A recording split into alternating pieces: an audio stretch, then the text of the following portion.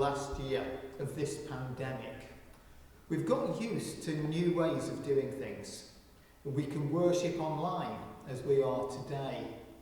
Many people can carry on their job without going to the office. We can shop without going into town. Our passage this morning from John chapter 2 is all about a new way.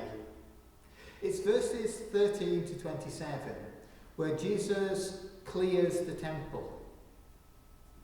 Many of us might think this is a story we're familiar with. There are similar accounts in Matthew's Gospel, Mark's Gospel, and Luke's Gospel.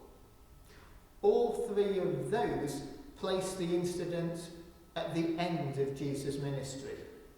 And they quote Jesus saying, "My temple will be called a house of prayer, but you've turned it into a den of thieves." The focus in those three accounts is on the corruption found in the temple. In Israel at that time, every man who was able to do so was required to go to Jerusalem each year to celebrate the Passover. The reason they did this is because they saw the temple as being the place where God resided. So they went to meet with God. In Jesus' day, that temple was still being built. It was a fantastic building. It had been 46 years in construction, and it still wasn't finished. The work would take a further 36 years. It was finally completed in AD 66. Those people going into it for the Passover would want to make a donation for the work. In Israel at that time, there were different currencies in circulation. All donations to the temple had to be given in the temple currency, hence the need for money changers. The people going also needed to offer a sacrifice. It was a sacrifice for their sin so that they would be accepted by God. Now, given the distance that many of them would have travelled, clearly they wouldn't have been able to have brought an animal or a bird to offer. So they'd have to buy one, hence the need for people selling cattle, sheep and doves. Now, no doubt, many of those traders did see a business opportunity to fleece the tourists during a festival time. But in this incident, reported here in John's Gospel, Jesus did not say, "My temple will be called a house of prayer, but you've turned it into a den of thieves." The emphasis wasn't on the thieves. That was not Jesus' focus at this time. This passage is right at the start of John's Gospel. And what Jesus says here is even more radical. He's not challenging some of the practices which had grown up around temple worship. He was challenging the whole concept of the temple itself. Jesus was every bit as passionate about people coming to meet with God as everybody else. His disciples, after all, applied to him the quote from Psalm 69, that a passion for God's house will consume me. He totally supported the purpose of the temple, in the sense of people being able to come to and to know God. The point that this passage makes is that a building was no longer necessary for doing that.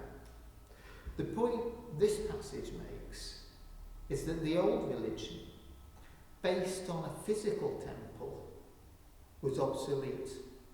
Whether it was corrupt or not didn't matter. The old way had had its day and it was being replaced. It was being replaced by Jesus himself. And that's the significance of Jesus' words. Destroy this temple in 3 days, and I will raise it up. And as the passage says, that after the resurrection, the disciples realised that's what he meant. He was talking about his body. He was talking about himself. What we have in this passage is Jesus, right at the start of his ministry, declaring what that ministry was. In the past, the temple had indicated what it would take for people to be able to come to God. A sacrifice offered for sin, the wrong that everybody's done. Jesus was saying, I'm the new temple. From now on, I'm the new way in which people will meet with God. And he said it at Passover. Passover, at which at that time every household made an offering for their sin. As we approach Easter, this passage reminds us of what Christ did that first Easter. He offered himself as a sacrifice for sin, for the sin of all of us. Matthew chapter 27 tells us that when Jesus did that, when he died on the cross, that the veil in the temple was torn from top to bottom. Now that veil was the veil which hid the place where God was considered to dwell from the people. It's a wonderful image to picture in our minds. The separation of people from God had been torn open. But then on the 3rd day, he rose again. The temple of Jesus' body had been demolished. He died. He died on a cross. And then in 3 days, it had been built again. He had been raised from the dead. I like Romans chapter 8, verse 34, because it tells us there that the risen, ascended Jesus now intercedes for us. He represents us. He speaks up for us before God the Father. He's doing now for us what the temple priests used to do for the people in Israel. He's interceding for us. He's speaking up for us. It's really important to recognise the distinction between this passage and the similar incidents in Matthew's Gospel, Mark's Gospel and Luke's Gospel. The key point here is that the temple is replaced. We don't worship God in a specific place. We worship through Christ.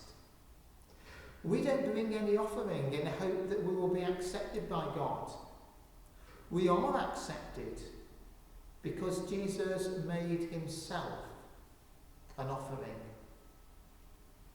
And those 2 points are what we need to remember in a changing world. We're not in church today. That doesn't matter. We don't worship in a place. We worship through Christ. Maybe we don't feel we've got much to offer. That doesn't matter. Christ has given all for us. And if we ever doubt that, then we can remember the miracle of the resurrection. That's the evidence we rely on as we come to God.